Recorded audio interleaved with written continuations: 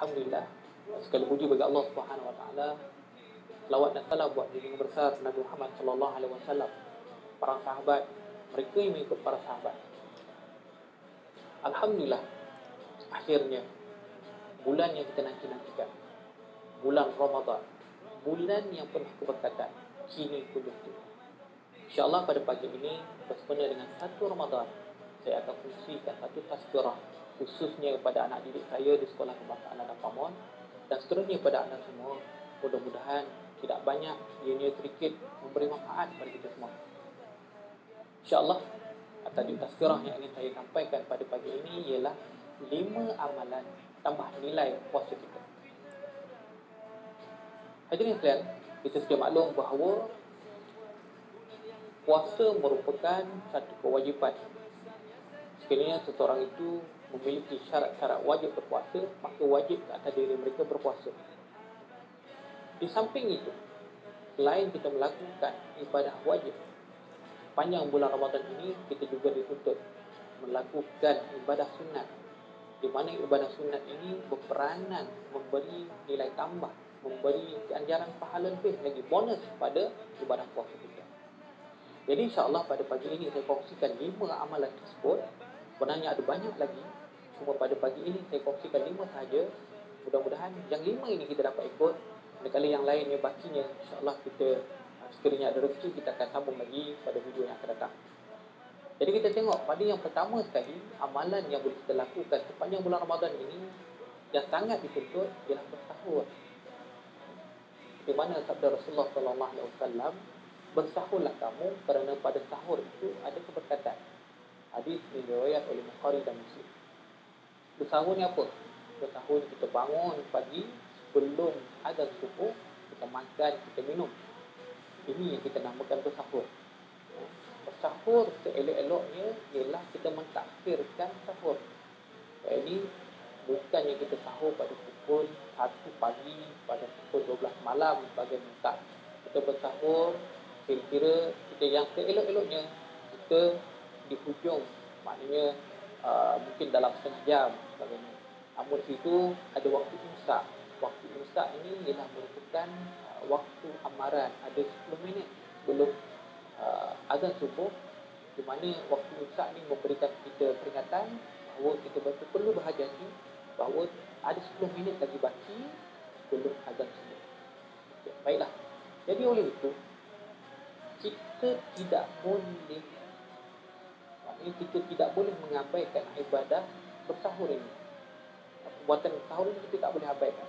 Maknanya walaupun kita hanya bangun, kita minum dan kita makan mungkin 3 biji kurma ataupun hanya seteguk air misalnya, walaupun sedikit saja, tidak perlu makan buaya sekalipun, itu juga dinamakan sahur. InsyaAllah ada keberkatannya. Apa keberkatan tersebut? Mungkin memberikan kita tenaga.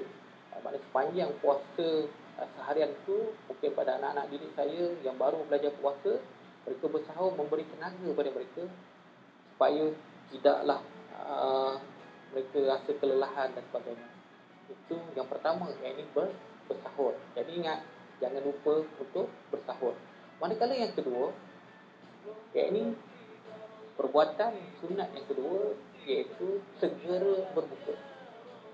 Segera berbuka bukan bermaksud dengar azan zuhur kita berbuka, tak. Segera berbuka apabila masuk saja waktu maghrib, terus berbuka. Jangan ditangguhkan lagi. Katakanlah dia nak tangguh lagi, sekejaplah buka, ada lagi mungkin 5 minit dia lambat, ada extra pahala. Tak.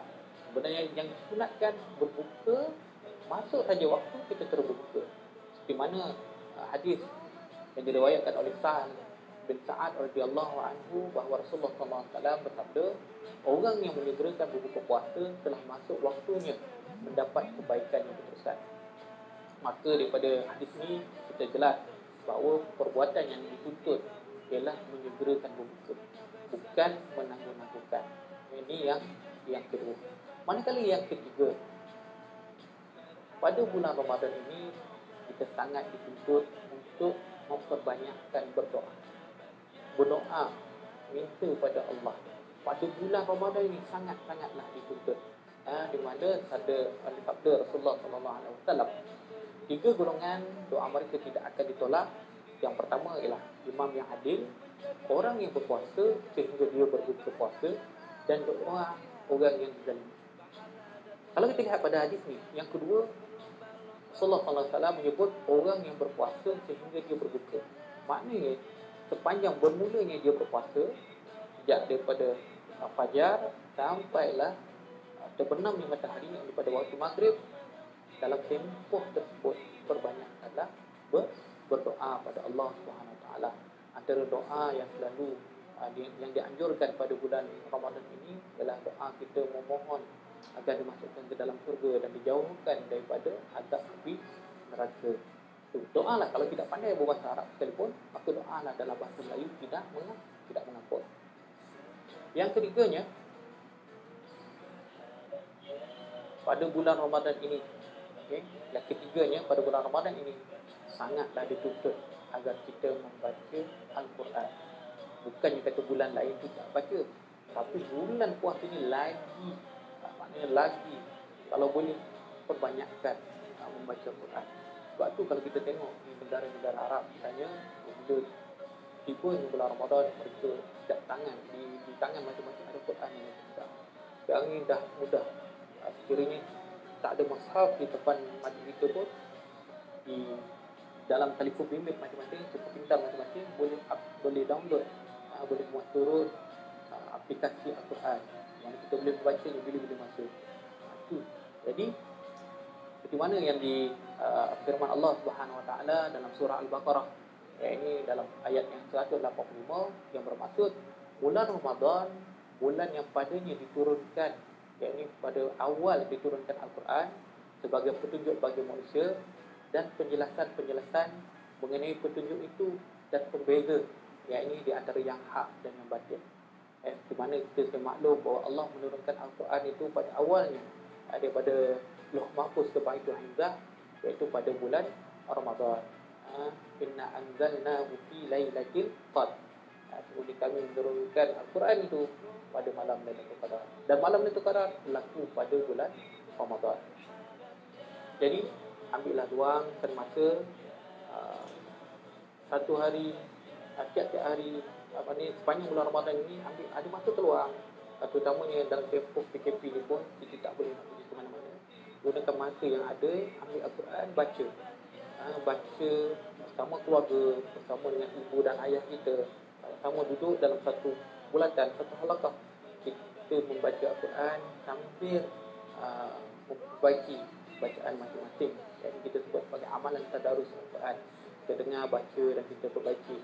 Ini sangat dituntut pada bulan Ramadan. Ingat, jangan lupa baca Al-Quran.